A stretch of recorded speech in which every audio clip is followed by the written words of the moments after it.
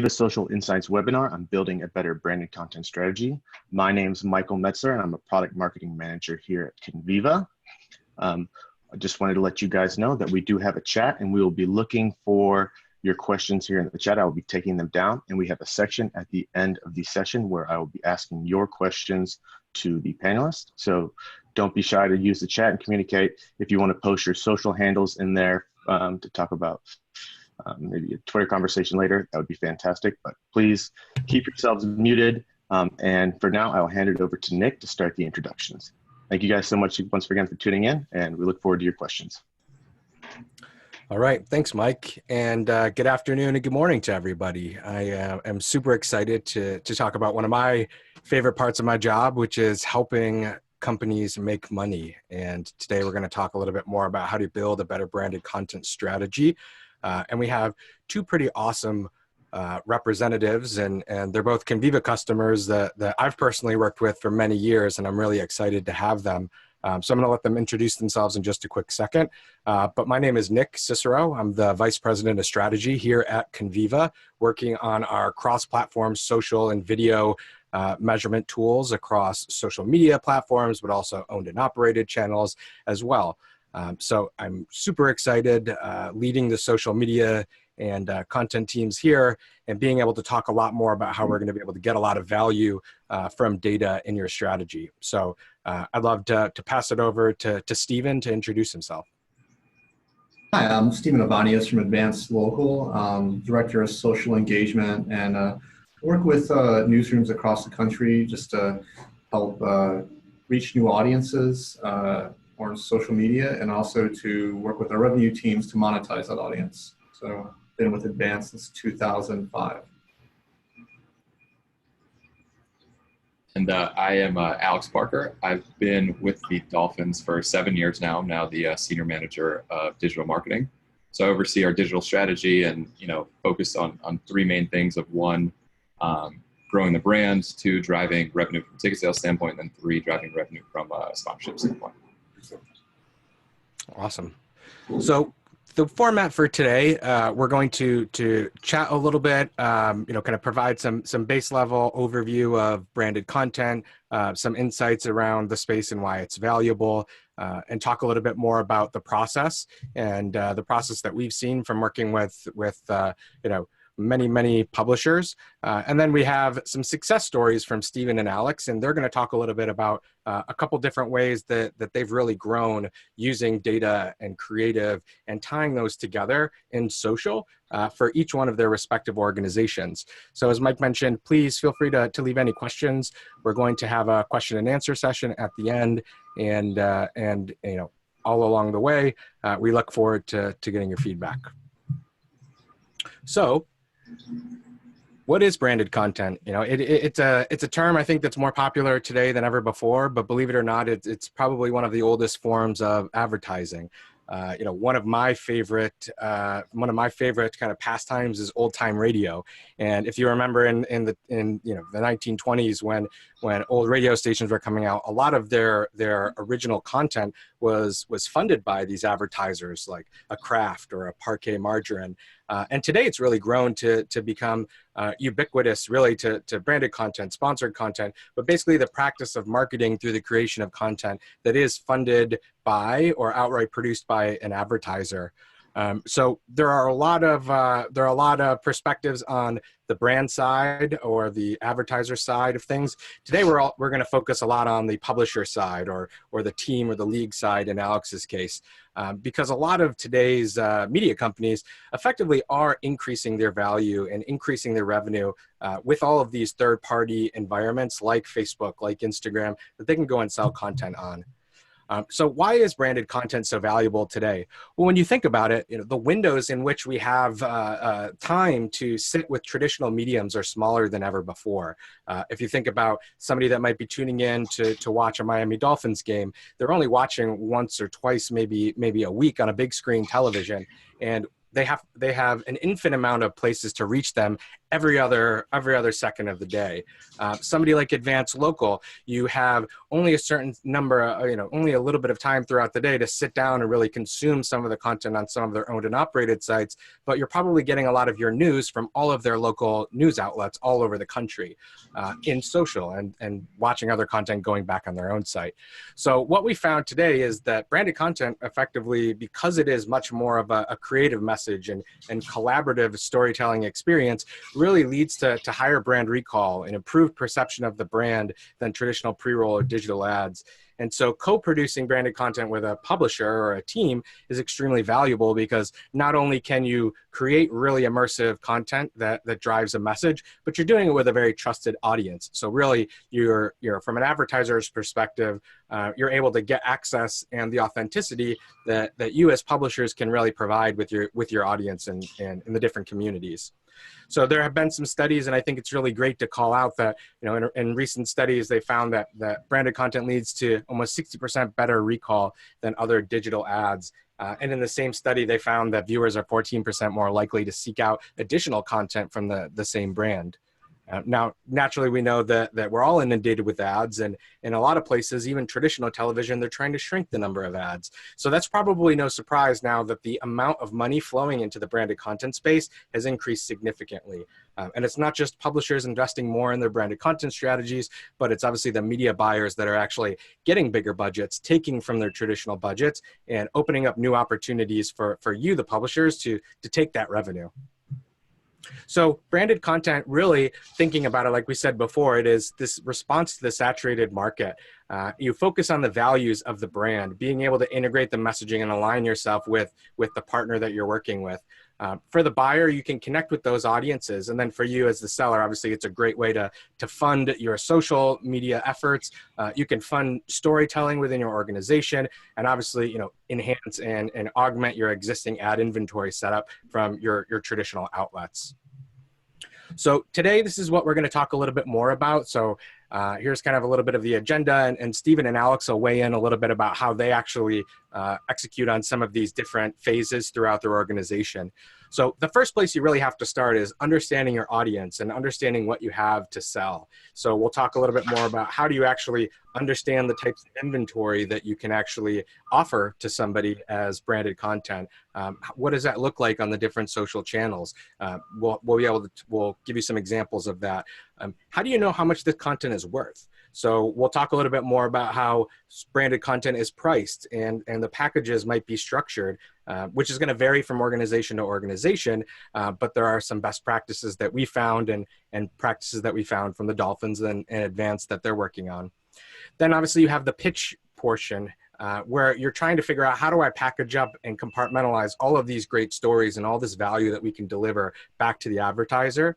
And then finally, we need to execute and report on this. So let's actually make the content, put it out there, engage with the fans who are interested in it, and then also provide really robust insights back to our partners so they want to spend more money with us or renew or even increase the deal size, as we'll talk about a little bit later. Conviva Social Insights will help you in all of these phases, as you guys will find out. We have a great software platform that really will allow you to identify the inventory, understand the forecasting and projections of particular campaigns and creative series that you've done in the past, and make it really easy to also recap all of the different content and all the different campaigns that you're then delivering back the results to the partners. So we'll talk a little bit more about how both of these folks are using that in a little bit. So let's start with talking about rate sheets, pricing, inventory. So a rate sheet really, and this is going to vary from organization to organization, but effectively this is, that sheet that really tells the publisher, here's what we have. This is the opportunities that we have to sell, the inventory that we can offer. Here's the cost of that. Now, it depends on what you want to include in that and how you structure this, but oftentimes rate sheets will include that list of inventory or maybe give some examples. They might show the demographics across the page or a particular content series or other audience insights that really tell the potential buyer who is the fan of your particular organization.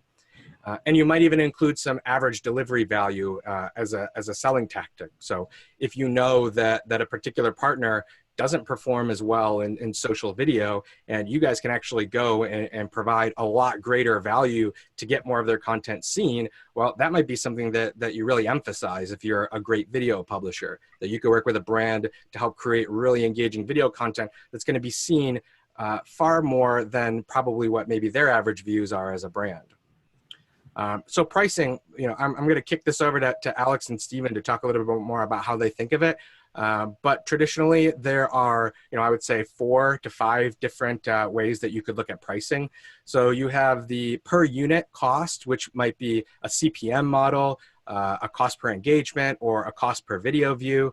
And then you also have a package and bundle approach. So for large media companies or publishers who have additional inventory that isn't just social, social branded content can extend the life of that package. So you might be offering somebody TV ads or digital ad placement, branded content on your owned and operated site, and then activate that with social posts as well.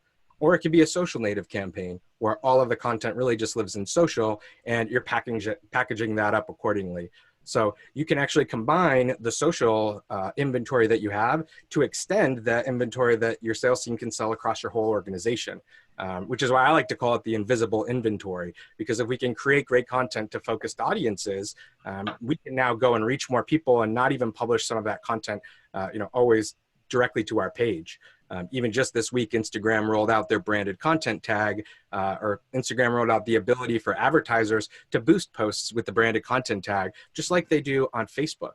So now that means that we can create and target branded content to different types of audiences that we reach, and then work with our partners to actually have new audiences that we might not even have as fans as our page, see that content and have exposure to our brand.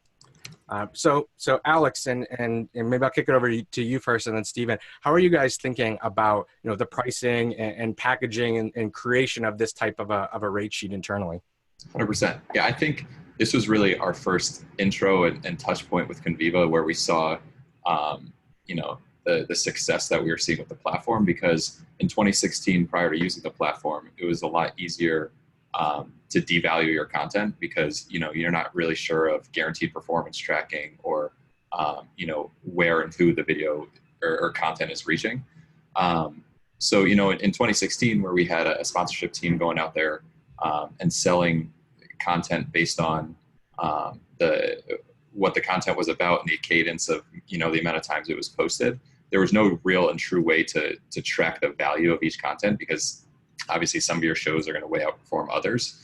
So, what we did is using Conviva, we were able to build out campaigns for each of our content series, episodic content that we had, and track real time the performance, and then be able to guarantee minimums. So once we were able to guarantee those minimums of impressions, that's when we started using a CPM model. So we were able to actually tie the performance of the content itself with the value of the content, which has been super powerful for us. And, we look back to 2016 and where we've grown till now.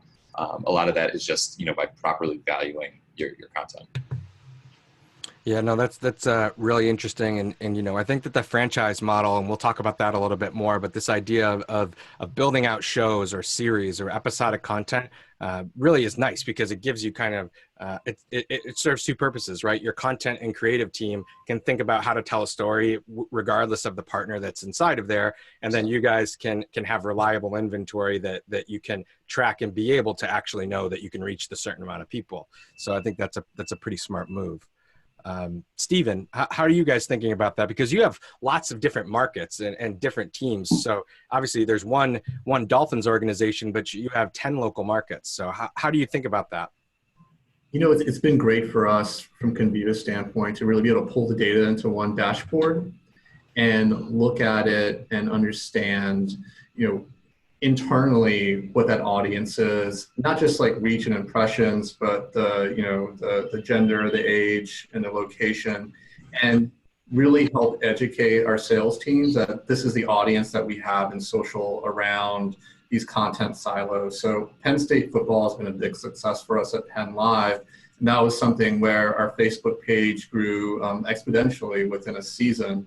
And we were able to go out mid-season, take a snapshot of that audience, really see like who it was. It wasn't just, your typical football fan. It was very diverse, age, gender-wise, and location-wise. They were very engaged, doing a lot of content.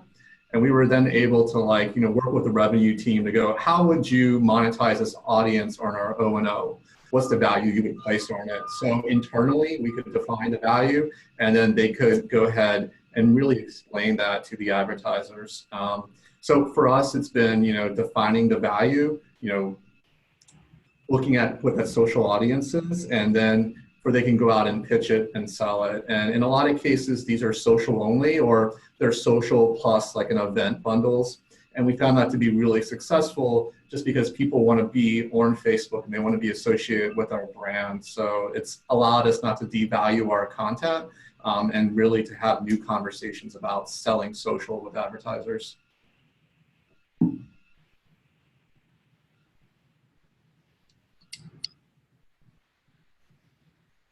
I think you might be muted there.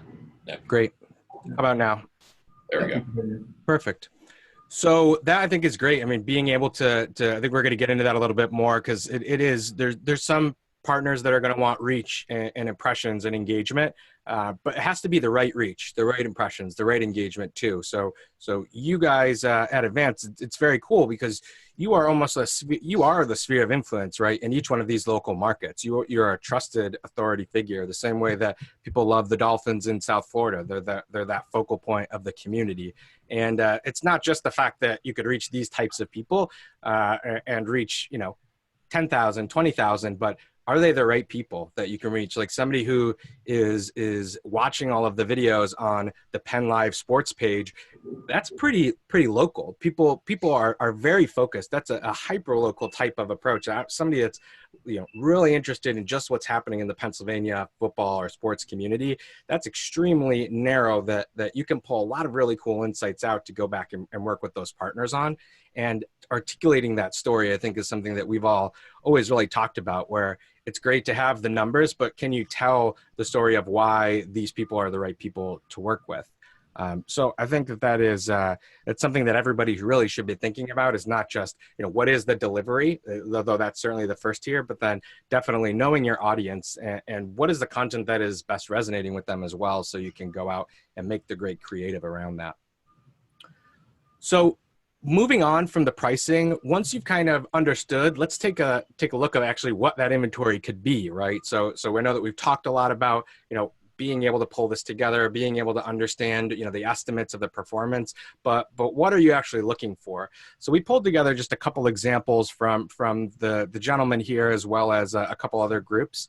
And so if you take a look, just here are some quick examples. So with YouTube, as you can kind of see here, Advanced Local, one of their local markets, PennLive.com, which Stephen will talk about in a little bit, created a video segment called the Penn State Blitz. And they're going out to market to people that are wanting to reach those Penn State football fans, as we just talked about. Somebody that is an alum or lives in the area, or just a diehard fan that is interested in staying in touch with anything and everything Penn State, from the lens of really trusted reporters and writers that the team is working on at Penn Live.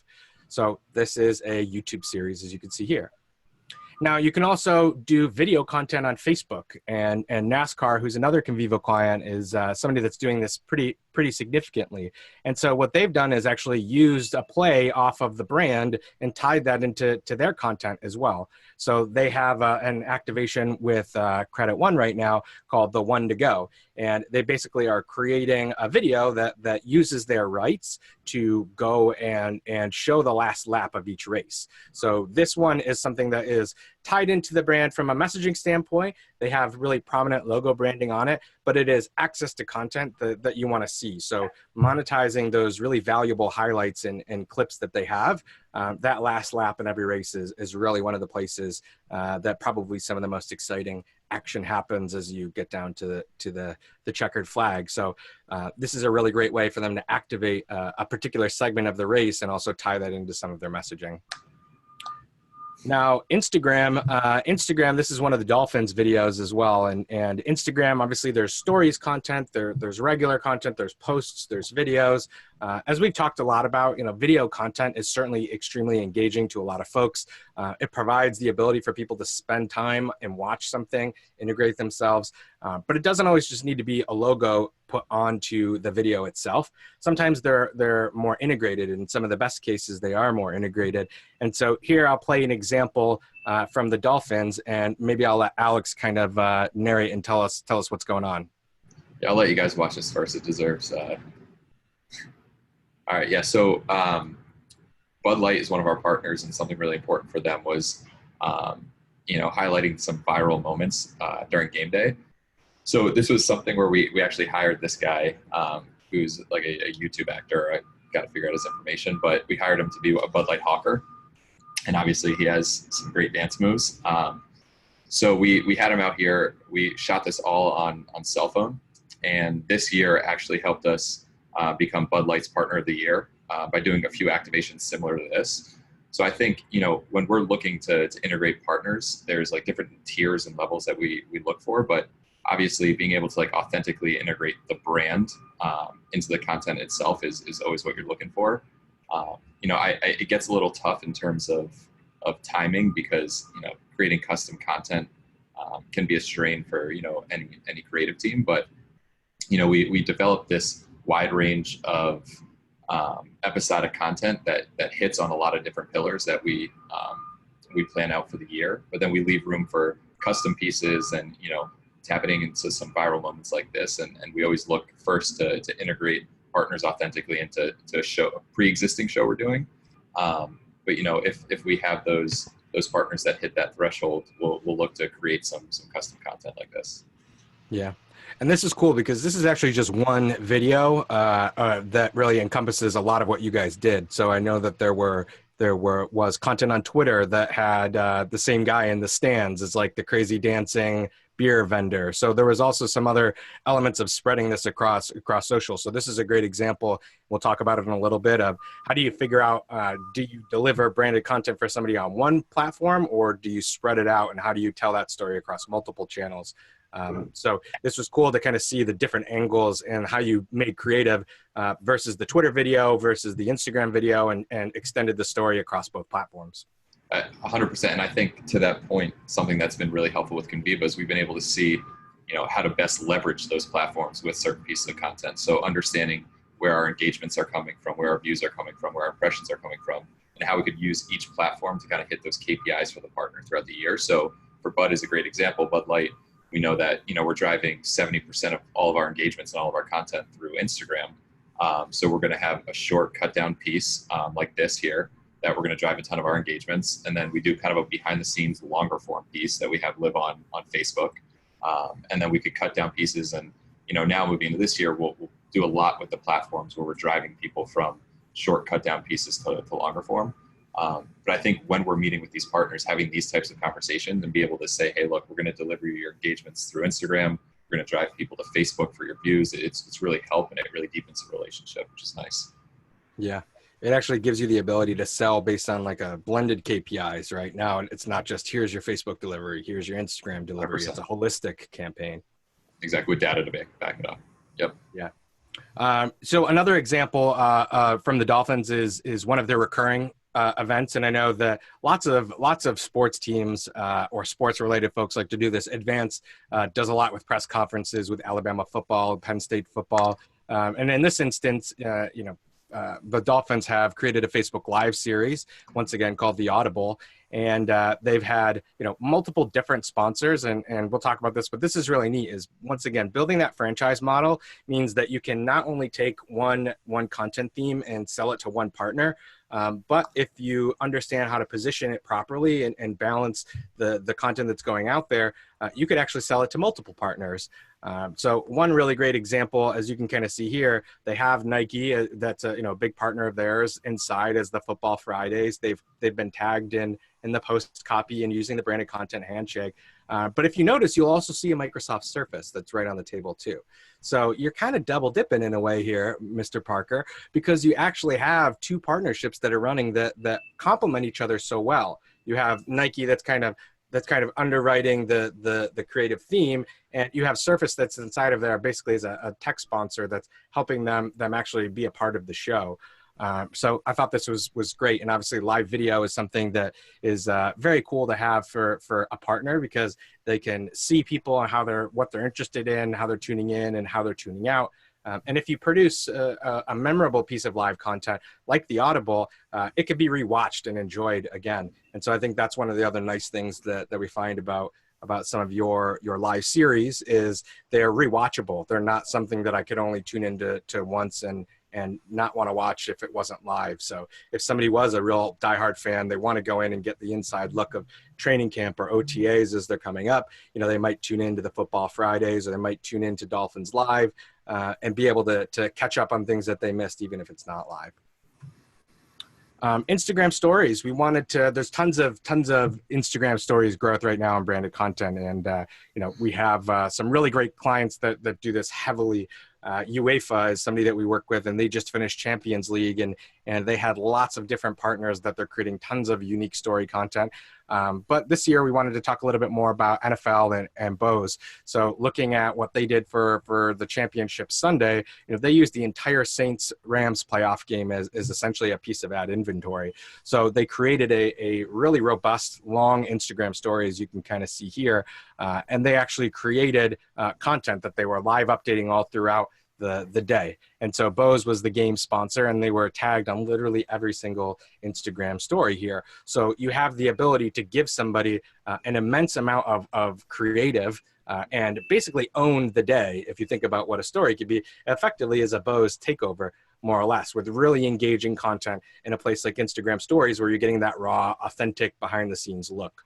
So Instagram stories, if that's not something that anybody on the webinar has integrated into their branded content packages yet, you definitely should do that. It's a really great way to tap into a brand's need for getting involved with stories. It's also just a very great way to have a very immersive and interactive experience, different than just putting up a video on one of the platforms and letting people come in to watch it.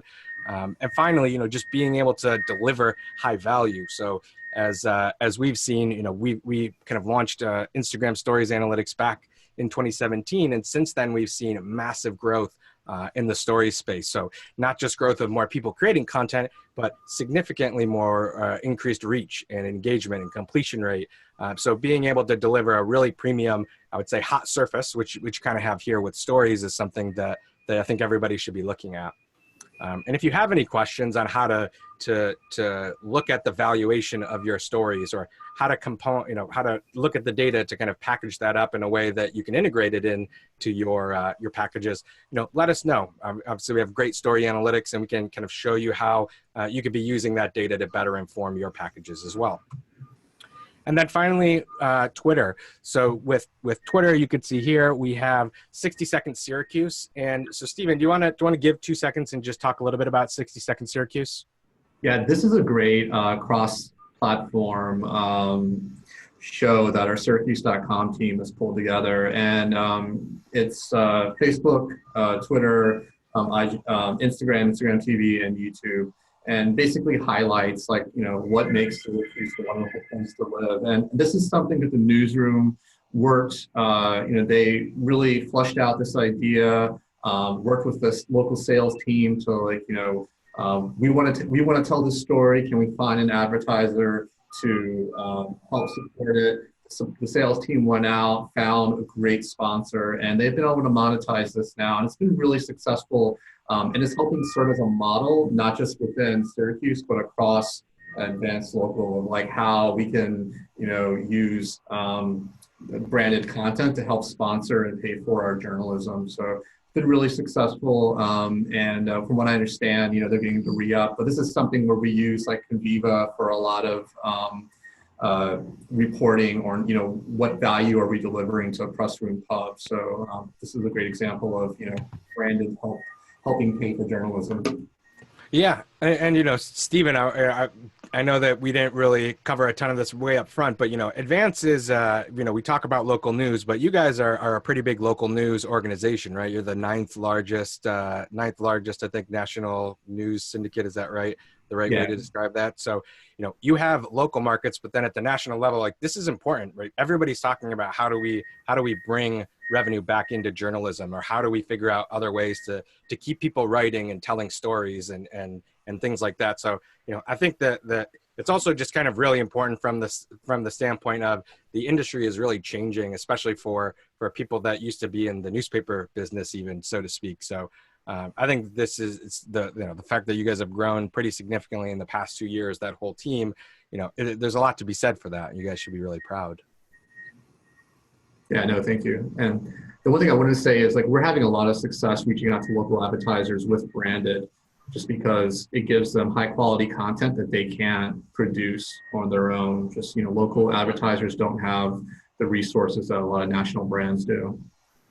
Yep. So finally, and then we're going to get into a little bit of waxing poetic on the branded content and approaches. Finally, the last piece, obviously, is once you've delivered and created the content, put it out there for the advertiser, it's all about being able to report back on that. So, there's lots of different ways that you can pull the data to make this, but I would say that, we make it super easy. So once again, being able to create automated queries that will pull in all of the posts and keywords and hashtags and integration with the branded content tag, so that you can go in and use those same insights that you've pitched to them to say, hey, we can reach men 18 to 24 on Facebook, women 35 to 45 on YouTube. And then you can go and actually show your partners how all of this data, how all of the creative performed, how their campaign was delivering week over week, month over month, every single day, Q2. And also being able to show them both the ROI, so here's the cost per view, or the CPM that we delivered. We told you that we would do this and we beat it by this. And also the audience that you reached, right? Telling somebody that when you create content about Syracuse and local Syracuse content, you reach a particular person, and then being able to show that, hey, we actually can validate this audience that we told you that we would be able to go and get, is extremely valuable. And I know, like, for you guys, Alex, you've mentioned is even that post-campaign reporting has been able to increase the relationship that you've had with a lot of those partners, because it means that your discussion doesn't have to end when the creative gets posted, right? 100%. I think, as we go to new brands, or as our sales team goes to new brands, and, as marketers are getting smarter and smarter, with understanding digital, I think the reporting is the most important piece for us to be able to go back and, prove and build cases for an ROI. So I think, we've developed a system internally where our sponsorship activation, our sponsorship service team is working with us daily on each partner after a series has gone out. We'll create a custom campaign, and use tag reports through Conviva, and we'll have an easy 2-click pull for them on, that holistic view of what the content did. And like you mentioned, not only is it strengthening relationships, but it's driving incremental revenue for us, where we've seen on multiple, circumstances, a partner will see we outperformed what we initially had promised, or, we reached a new demographic that they've been trying to reach. And, what I see happening a lot now is advertisers will dip their toe in the water with us and, spend on a few series or a digital content piece. And then once we can prove back the results, it becomes, a much larger package with a digital play, at the forefront of that. Awesome. And Mike, do we have a question? Is that what I saw here? Do we want to break for a quick question? Let me see here. How much do you pay Syracuse and Penn State to get the rights to sell sponsors directly related to their brand? Okay. So, Stephen, that's a good question from the audience. So, you guys have partnerships with Syracuse, with Alabama football and such. What is that relationship like? And are they how does that get involved when you guys are selling around their sports, essentially? Yeah, I mean, we're really selling the coverage. So, I mean, just like an ad would run along a game story, again, this is always, us, our sponsoring the journalism that we're doing. So in that case, it's not, we're not paying these services for it. You know, when it comes to art, if we're doing like social cards, it's art that we're shooting for editorial purposes. If it's, you know, video, you know, both the, you know, Syracuse and Penn State, Big Ten, ACC, everyone has different video rights usages, but we're very aware of that and follow that. So in some cases, you know, we pay for access to video. In other cases, you know, we're using video that, you know, really focuses on our content creators, stars of that. So it's, you know, a little bit different model there, but again, it's, you know, we're sponsoring the journalism that we're creating about these teams. Yeah. So I just wanted to say, we also had a question from Joey at the NFL, who wanted to know a little bit more about the tagging and things like that. You know, if anybody is interested in getting a more detailed walkthrough of how you might use our platform in the way that Stephen and Alex have kind of described it with the tagging and the reporting, you know, we're happy to kind of follow up with you and offer more of a one-to-one demo or a call where we can actually go through that. So if there's anybody that is interested in seeing a little bit more of the platform in action, we can be happy to set up some time with you. So moving along, let's talk a little bit more now about the relationship. So as we said before, it's not just about making money. It's not just about having the right audience. It's a lot about the relationship and the creative, right? Because nobody wants to watch a bad piece of branded content. And I think that right now we wanted to kind of open up the floor a little bit to Alex and Stephen, and really talk about like what makes good branded content, because anybody could do it, slap a logo on it or use that branded content tag or something. But what really makes for that? So maybe just start off like how do you guys feel working with your partners? Is it a true partnership, or is it more of like a you know, taking an RFP in from a media company? How, you know, just I'm going to pass the floor to you guys. What, you know, talk a little bit more about, you know, how you work with your different partners. Yeah, so I think you know, we're very fortunate to have a really great relationship with our sponsorship sales team. So you know, we are working with them on a daily basis pre-pitch to develop these platforms and develop these you know, digital plays that they're eventually going to go pitch to the partner. So you know, we want to stay away from us being handed a contract saying, hey, like we have to execute on this. You know, we do a really good job of working together. And I think we do look for that authentic brand integration in our content. You know, you'll always have, you know, the media buyers or, you know, those looking for impressions or views. But for the most part, what we see is digital is either a piece of a much larger partnership where we use digital and leverage digital to tell the overall story of the partnership. Or, you know, for those digital only partners, it's about working with the partner on what their, you know, KPIs are throughout the calendar, sitting with our salesperson and going through how they could fit into our content plan. So we're working with them on the back end to make sure that, you know, it's a fully built out plan that hits on what they're trying to accomplish while still staying on brand for what we're trying to do.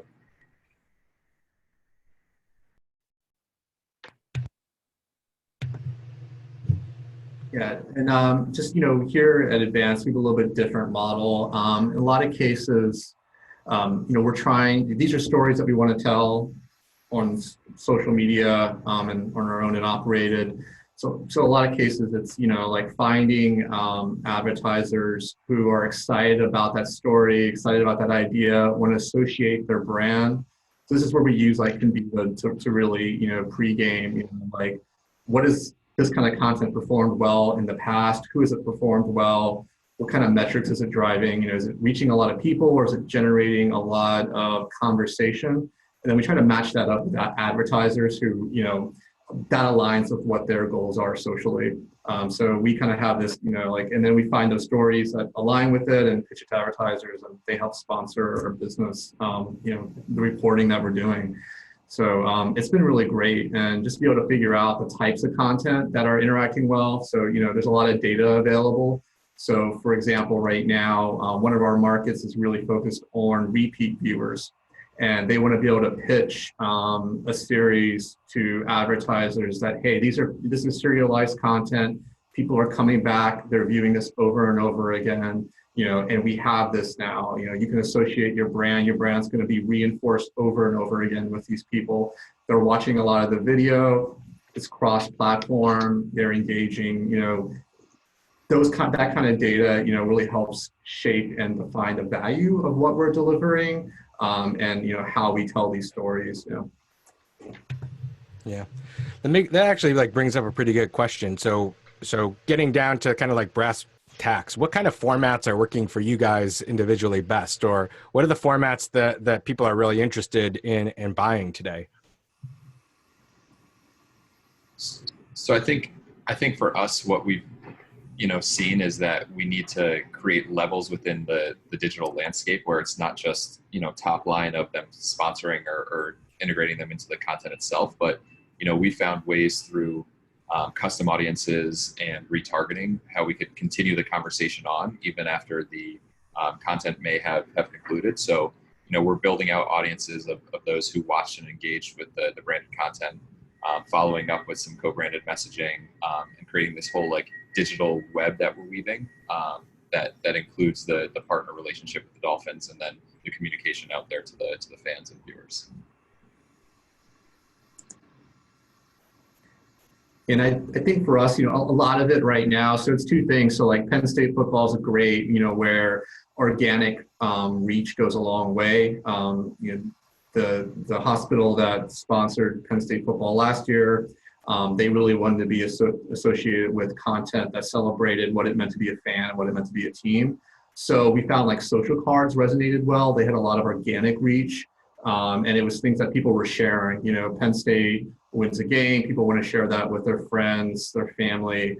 So that was like a format that worked really well. Same thing for post game shows, also midweek preview video shows, or on Facebook specifically. They just, they really wanted to be associated with the excitement, with, just the energy around it. And what we found with Conviva was it's a pretty diverse audience. Again, getting back to that, not your typical sports fan. It was not just diehard fans, but it was a lot of, casual fans checking in, really, younger, more female, and that really appealed to them. So, in that way, we used a mix of both photo, graphic, and video, along with, mostly organic, and we would use like paid reach to like retarget local people. Sometimes, depending on who the opponent was, we would see a broader wide reach, and we could take it back in and retarget locally to people who didn't interact with it, and continue the excitement about Penn State. Yeah, that makes a lot of sense, and I think that you brought up a great point, right? It's knowing the audience and how to craft a creative. So if you do have a younger, more female audience, that might be, you might want to look at other content series that you guys produce that also have younger female over-indexing audiences, and look at those relationships. But as you mentioned, mix the content so that gives you multiple services. You might put some content on Instagram and drive to longer form videos, as Alex was mentioning earlier. So I think that we're going to move into talking a little bit more about some success stories and case stories, and I want to give you guys a chance to shine, because like I said before, I think that you two have been doing just a great job in your organizations, and I've watched them flourish from very early stages up to where you guys are today. So we wanted to give you guys a chance to talk a little bit more about an example or a story about how you're going and executing on this today. So Stephen, I know that we started to talk about the Penn State Blitz a little bit earlier, but I think this was a great example of how you were able to use data and insights to grow the value of the deal from where it started. So why don't you dive in and talk a little bit about what you guys did here and how this has become successful, and then where's the next steps? Where do you go from here? Yeah, Penn State is really a franchise for Penn Live, Patriot News, covering the team, and it's really a part of the culture and life of Central Pennsylvania. The social media presence for a long time was kind of lacking, and Penn Live really refocused, and we're like, we're going to build a lot of excitement around Penn State, and the football team there, and tap into it. And the team had a great start to the season. This had been going on 2 years ago. About halfway through the season, we had amazing metrics, lots of video, live video, video on demand, lots of social cards. And I mean, the story it told was really impressive. I mean, we were reaching, hundreds of thousands of people with a page that at the time had less than 20,000 followers. So we could go out and sell it and get in front of people. And the local sales team working with the content team was able to pitch a local healthcare provider. They signed on. Penn State had an amazing run through the bowl games, and it was like, wow, like it was exciting that they bought in, but we had totally like undersold it. It could have had a lot bigger value attached to it. We didn't know it was going to be that viral. It just it was a great season. So the next year we were really able to put together, hey, this is what performed well. Here was the cadence for the content we were creating that was sponsorable. Here's how it performed last year, and really present it to some bigger advertisers who had much deeper pockets. And they sold it, and the advertiser was just happy. Penn State didn't have last year. Their season was not as great as the previous season. Still pretty decent, but we were able to like surpass the advertisers' expectations and really deliver value. And it's been interesting for us because in a lot of ways, it's helped us actually expand our coverage of Penn State football. So, you can justify having a freelancer there to do just Snap and Instagram stories. We can, it helped justify putting money behind an Instagram account and expand that. And really what we're seeing now is that, our Penn State franchise is getting bigger and bigger.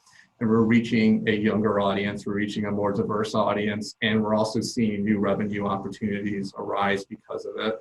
And it's really sharpened our content strategy as well, because what we find is that, when we find content that works really well, it goes, viral. We see the numbers in Conviva.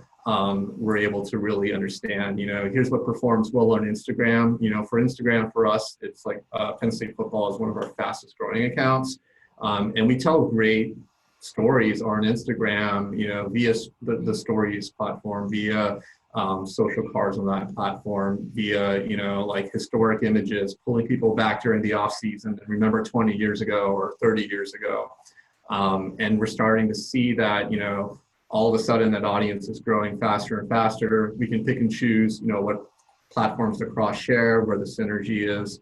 But it's really helping elevate the entire brand from not just a revenue standpoint, but from a content standpoint, audience standpoint. So it's been exciting. Yeah, that's awesome. And so then you're probably looking to kind of replicate some of this success and taking what you're learning into other markets all across the country then, right?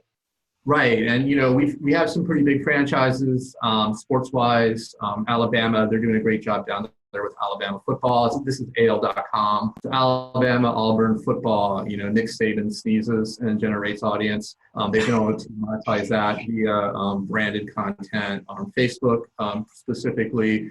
We're seeing some successes, around our tier 1 sports. As Syracuse showed, there it's a local news story, 60 seconds of Syracuse, what makes it special. Staten Island, which, is kind of the forgotten borough of New York. They have a great show that celebrates what makes Staten Island, and they're having advertisers who are, like, hey, we want content like that created for us. So it's really changing the conversation, where right now, these are stories that we're going out and telling as part of our normal reporting. And we're starting to have that, potential clients come to us and go, hey, we want content like this created for us. How can you do it? So all of a sudden, like, we're having these really exciting conversations that can help sustain our journalism, further and further out. Yeah, that's really awesome to hear. So I thought that was just a great example, and I'm excited to see what you guys do coming up this season. So getting ready, it's that time of the year again. We got football in all forms. We have college, we have pros, lots of stuff happening. So let's pass it over to. Oh, sorry, we had a quick question. And so how do you sell this content? Is it typically by CPM? Do you have any cost numbers you can share? It's since it is a little more local based. How do you guys go about pricing that throughout the different markets? Sure. So it varies. For the most part, we're selling it as a package, and in some cases, it's been sold CPM wise. In other cases, it's been like cost per view. In other cases, it's promising like a minimum threshold. Because we have historic data, we can kind of make predictions, but especially around like sports, you don't know what kind of season they're going to have when you're selling it. And so we're just learning. We're still learning enough to be predictive and be a little bit more prescriptive around what kind of CPM we should target. So it kind of varies. But in every case, like we're selling social specifically, it's not going to be, it's not an add-on. It's not, you're getting, a ton of orange side ads and we're throwing in Facebook for free. Like we want to make sure that we're preserving value of that and that we're not underselling our content or audience. Yeah. And I know that the question was also, what cost, and I'm sure that Steven's probably not going to share numbers, but, I think the thing to think about is that there's benchmark data and we work with customers and providing them insight into valuation and things that we've been tracking and calculating. But the important thing to think about with branded content is it's still about sales. And if you can get a great sales force that can get out there, get people passionate, get into those budgets that people have, you can work off of a number, but you really should just shoot for the moon, right? And that's what we saw here. We had a group that started off not really sure of what it could be. And then they increased literally by 4x the amount that they made from this particular activation in future editions of that. So the real thing is how do you give your team and how do you give your sales force the ability to tell the stories with the data that you're able to go and reach? And then once again, being able to prove the value that they're receiving at the end is what can command greater or higher CPMs in the future as well. So I think especially when you're on the sell side, coming from the sitting in the publisher's shoes, it's really a great opportunity to test your sales folks and get them out there because, now they have to build more custom relationships and depending on how much you can find somebody with a big budget, you can scale all the way up to the national level, right? So Advance has the really cool opportunity of being able to look at something local, but then, they have the ability to scale that up to maybe offering things across multiple locations too. So I would say that, always want to encourage your sales folks to be charging and get the highest value possible and to be hustling to close those deals at the biggest dollars that they can for sure. Yeah, the one thing I would want to add, it's been, it's been a significant revenue source for us that's allowed us to cover the team in better ways, again, with additional bodies, additional travel, longer travel. So it's not been minor for us. It's really allowing us to, cover the team how we want to cover them, which is, in this day and age, is hard. Yeah, I'm sure. All right, let's pass it over to Mr. Parker from the Miami Dolphins. And as I said before, I've worked pretty closely with you guys as well. And it was really exciting to see. And I know that this year you guys just had like a banner year and, kind of have ended up becoming one of the top teams in the NFL for all of the branded content that you're creating. So Mr. Parker, take it away. 100%. Yeah, so I think, to best tell the story, we could go back to 2016, where, selling content, as I mentioned earlier, selling content was based more on, the content style and the cadence of that content with little understanding of, performance, reach, demographic breakdown. So the first step here, in our approach was to implement a strategy that was driven by reporting, analytics, and insights. So that was all done through Conviva. The aha moment for me really was seeing some of our shows with low view-through rate and kind of digging in to understand why we're seeing such low view-through rate in some of our shows. And then, using Conviva, seeing like 72% of viewers were viewing it with the sound off. So being able to make that creative decision of, okay, let's use analytics to now include closed captions in that content, therefore driving up our view-through rate. So that was like the first entryway into this new strategy. And then, it allowed us to break down fan demographics, to guarantee performance using, tracking real time of our content. And then understanding the platforms, I think, was a key piece for us, the key driver for us, where, now we know what levers to pull on content to deliver against the partners' KPIs. But it took us from in 2016 having around 15 million branded content video views to this past year over 62 million, which we're really excited about. Because for us from a brand side and being a marketer, driving engagements and views and conversation with our fans is very important. So to see that we're not just doing that and driving the volume of views, but we're actually driving value with those views has been really interesting. So I think on the back end, understanding platforms and the content itself, and then being able to make revenue decisions and creative decisions based on that has allowed us to be in the situation we are today. Yeah. One of the other things that I find really interesting about you guys, and maybe you can speak to this, is just the efficiency that your team has been. So, I mean, same. Feel free to comment on this too, Stephen. But Alex, when your team first came to us, so much of this was being done manually. So, if somebody in sales wanted an insight to go out and pitch, somebody would have to go drop everything and pull that, or going to create the types of recap reports to be able to go back and quantify the value.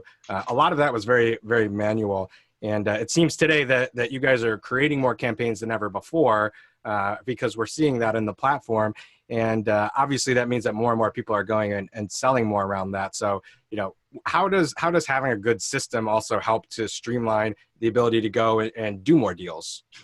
I mean, it's completely changed the game for us because, a lot of times when we test with a purpose, obviously. So when we're testing new pieces of content, whether it be written, photo, or video, whether it be new platforms with live or stories, we're tracking this stuff real time and we're creating campaigns for that. So as soon as that's done, our sales team, we're working daily with them to be able to track and pull these so that, they may have a partner that's interested in similar style content. They can now go to them and pull these reports real time to show them, hey, look, we're doing something similar that falls in line with what you're trying to accomplish as an advertiser. And, here are the initial feedback and stats and analytics that we're pulling from that content. So I think from a sales perspective, just understanding where and who is engaging with the content and being able to have the sales team be able to just click a button and have, a PDF generator for them has been huge. And then even more so for our service team, being able to report back, as we talked about earlier, being able to report back in real time, since we do sell off CPM and we're guaranteeing impressions it's more important than ever for them to be able to track to make sure we're on pace and track these things, as soon as we post it and as soon as the video is done. It's super important both from, the sales side and that service side, just having the ease of their team being able to pull it. Before, like you said, it would be 7 or 8 emails and unnecessary meetings to figure out the performance of one video. And now it's a button. Yeah, I definitely second that. The ease of access. We have editors and social media producers and salespeople who can all jump in Conviva quickly, see how a campaign is performing, see if there's any content that's standing out, and really start having those conversations without having, we're not having to worry about like Facebook Insights permissions and people exporting, this data. They can use the tag manager to quickly, identify similar content. And the ability to pull historic content is just huge. So it's one of those things where the longer we use Conviva, the richer the experience is for our teams, and be able to look back where we can look forward is just and the ease of use for that is just it's really lowering the bar for entry into like having these conversations around selling social. Yeah, that's awesome. It's always good to have a good system and a good workflow. And obviously today, we're all in way too many meetings. So why need 18 different meetings to get one answer? The less time that you spend kind of working and pulling this together, the more time that you can spend collaborating. As we always say, most analysts spend 80% of their time collecting all of this data and only 20% of their time actually providing insight. And having a great software and partner for measurement in place will really help you flip that on its head. So you're spending more time sharing insights instead of trying to collect them all. So I wanted to thank first off Alex and Stephen for joining us, because we really appreciate having them here, being able to speak about their experiences directly and how they're both growing their organizations. Obviously, it's going to be an exciting year for both of them.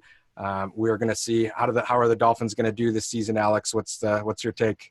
Listen, I can answer all the digital questions you have. That's something I definitely can't answer, but but I know you're a Dolphins fan, so you'll be pulling for us. All right, I definitely will be. So right now we can answer any questions. I know that we're kind of out of the traditional time window. We'll take a look to see if we have any other questions. If you don't want to ask your question here and you may want to ask it privately, my email is listed right here, ncicero@conviva.com. You can also send me a tweet. I'm just at Nick Cicero on Twitter. So Mike, any questions before we wrap things up here?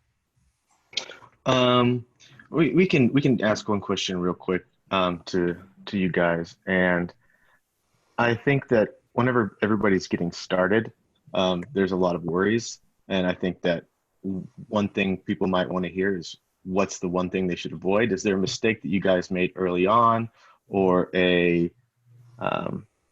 or something that you wish you had known when you started doing this branded content heavily that you could speak to?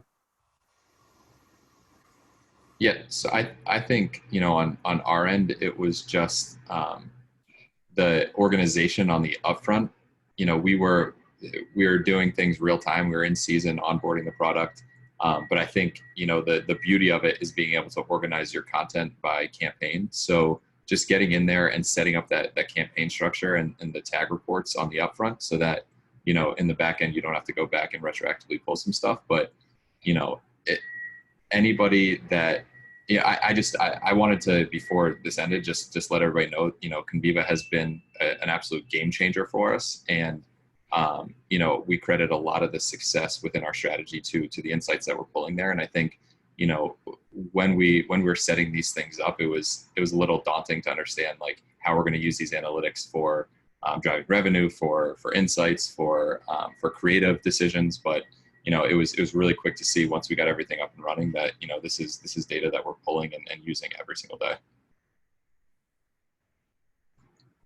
And just from like our standpoint, I think the biggest lesson is like really the tag manager to like organize your content. We're local news, so much of what we do is breaking news. But even within breaking news, there's lots of franchises that we're covering every day, and we need to be aware of who the audience is, how active that audience is, and now we're getting pretty good about building up the tag library to like better reflect that. But I think that we look at it a little bit too much from on the individual post level or on the page level, and really didn't look to identify what are the franchises that define our business. So the cities that we cover, the people that we cover, the topics we cover, and just really making sure that we're, to the best of our ability, building goes out to track it and to be able to have the conversation internally about the value, for that way our sales teams could go out and really find advertisers who those values align with their needs. So we're definitely pushing forward on that. Fantastic. Well, once again, if you have any additional questions, or if you want to just talk more about the Conviva Social Insights platform, Nick's email is listed right there. We can reach us at conviva.com. Thank you so much, Stephen, Alex, for joining us today. I thought this was very informative, and I love hearing you guys talk any chance I can get. And thank you to everybody here who tuned in today. The replay will be available through an email link, and thank you guys all for tuning in. Thank you very much. Hey, thanks so much. Appreciate it. Thanks, guys.